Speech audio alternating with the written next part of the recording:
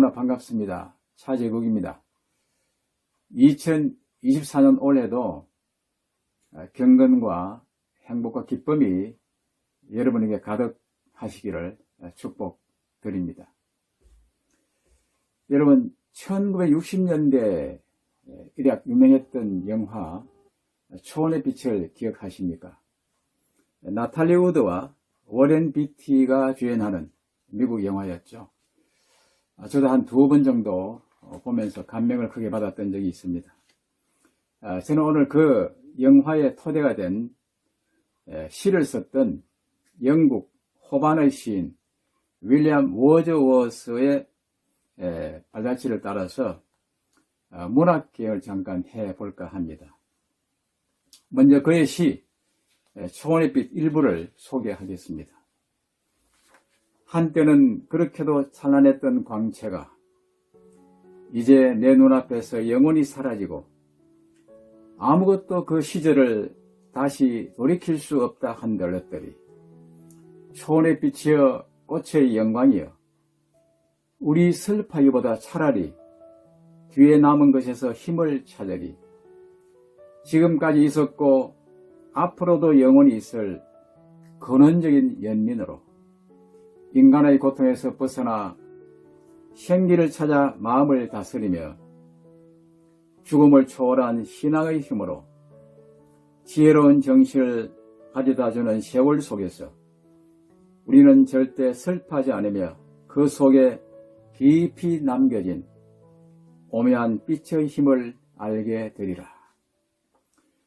여러분, 저는 작년 7월 12일에 영국 특유의 날씨답게 그날 또 비가 부슬부슬 내리는 아침에 아내와 함께 우리가 머물렀던 장소인 켄달이라는 작은 도시에서 버스를 타고 1시간 정도 달려서 호숫가, 윈더미어 호숫가에 있는 라이덜 마운트와 도브 코티지를 방문한 적이 있습니다. 여러분 아시다시피 영국에는 관광할 곳이 꽤 많은 나라 중에 하나입니다. 하지만 제가 유독 이 두 곳을 방문한 이유는 이 두 곳은 자연을 사랑하며 그리고 시를 통해서 자연의 아름다움을 찬미했던 영국 최초의 낭만파 시인이며 또 개관 시인이었던 윌리엄 워즈워스가 살았던 영문학사의 길이 빛나는 곳 중에 하나였기 때문입니다. 윌리엄 워즈워스는 1770년에 영국 코크머스에서 태어났죠. 그리고 캠브리지 대학을 졸업했습니다. 32살에 메리 허친슨과 결혼하고 도브 코티지에서 거주하면서 많은 시를 썼습니다. 그리고 만년에는 근처 라이덜 마운트로 이사를 가서 여생을 보내게 됩니다.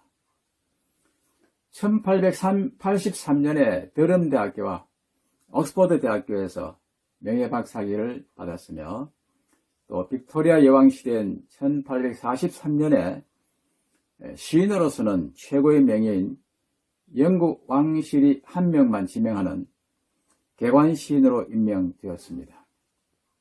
그리고 1850년에 80세의 나이로 생을 마감하였으며 그의 고향에 있는 세인트 오스왈드 교회에 안치되었습니다.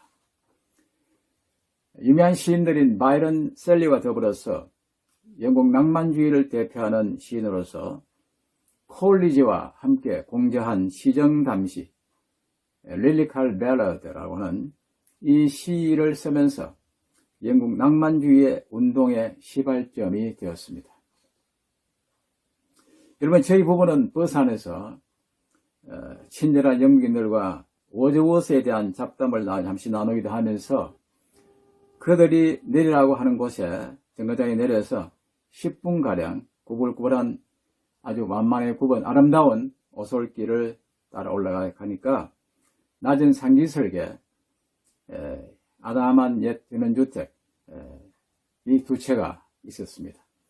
아마 빅토리아 시대에 지은 석조 건물이었겠죠. 그 중에 한 채는 시인의 옛 생활을 하였던 곳인데, 생가인데, 그곳에 지금 박물관이 되어 있습니다. 그리고 다른 한 채는 카페로 사용하고 있습니다. 카페는 찾아오는 관광객들로 만원이었습니다. 저희들은 그 카페 한 켠에 앉아서 영국 티, 얼그레이 티겠죠. 티와 쿠키를 먹은 후에 시인이 살았던 박물관 투어를 잠시 하였습니다. 시인이 집필 활동을 하였던 서재라든지 또 그의 손으로 적은 원고라든지 또 그의 부인 메리에게 결혼 전에 보냈던 수많은 러브레터 원고 친필로 된 걸 보았습니다. 또 침실과 생활공간 등을 둘러보았습니다. 호숫가 언덕에 봄이면 아름다운 수선화가 만발한 정원이 매우 인상적이었습니다. 우리 부부는 그 정원을 거닐면서 날마다 산책을 하였을 시인 부부의 정취를 듬뿍 누려보았습니다. 아내도 어느새 문학소녀가 된 듯 그 그림 같은 호수가 정원에서 수많은 꽃들과 대화를 나누는 듯 하였습니다.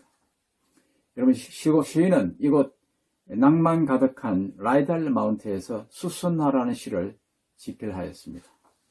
일부를 소개하겠습니다. 골짜기와 산 위에 높이 떠도는 구름처럼 나는 홀로 헤맸다. 그때 나는 갑자기 한때의 수많은 금빛 수선화를 보았다.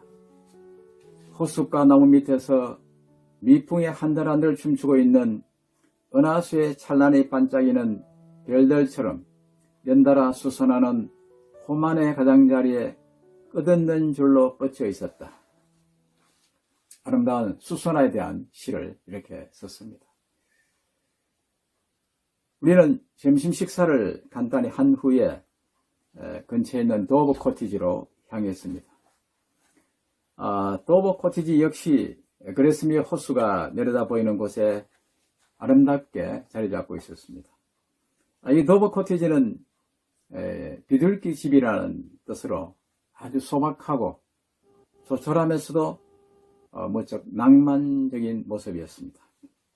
이곳에서 시인이 무지개란 시를 지었습니다.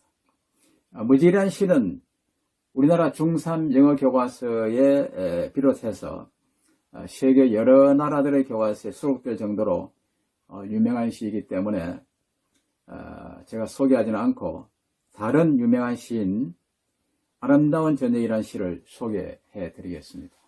역시 일부를 소개합니다. 아름답고 고요한 한가로운 저녁, 성스러운 시간은 숨죽이며 경배하는 수녀처럼 조용하다. 넓은 태양은 평온함 속에서 저물어가고 있다. 부드러운 하늘이 바다를 품고 있다. 귀 기울여 보라. 전능하신 분이 깨어 계신다. 그대가 성전의 지성소에서 예배 드리노라면 우리가 알지 못하는 사이에도 하나님은 그대와 함께 계신다. 이 아름다운 시는 시인이 사랑하는 딸의 손을 잡고 저녁 노을이 물든 바닷가를 그리며 지은 시입니다.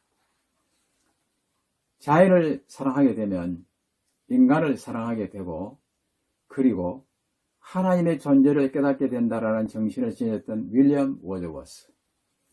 아내와 저는 자연 속에서 또 자연의 경이로움을 구가했던 낭만파 시인을 가슴에 새기면서 시집 한 권을 구입했습니다. 여러분, 이 시집에는 그가 쓴 모든 시들이 수록되어 있는데 이렇게 시가 아주 수많이 수록되어 있습니다. 그 중에서 몇 가지 제목만 소개해드리면 종달새에게, 스카이라크, 종달새에게 생각이 잠에 쌓여 인적 멀리 그녀는 살았다.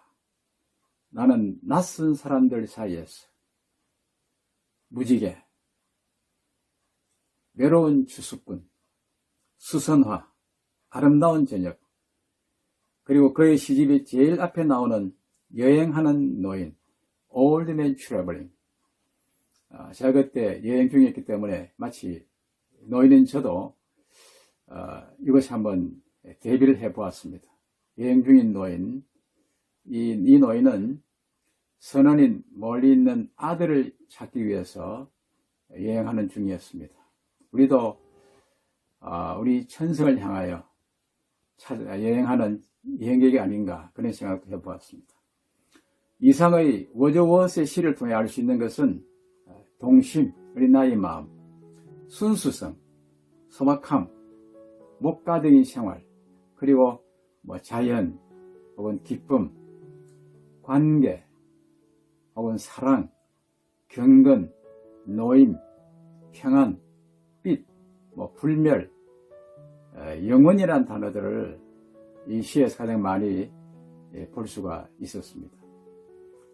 여러분, 세월이 흐르고 나이가 들면 감정이 메마르고 순수한 마음을 상실하기가 참 쉽습니다.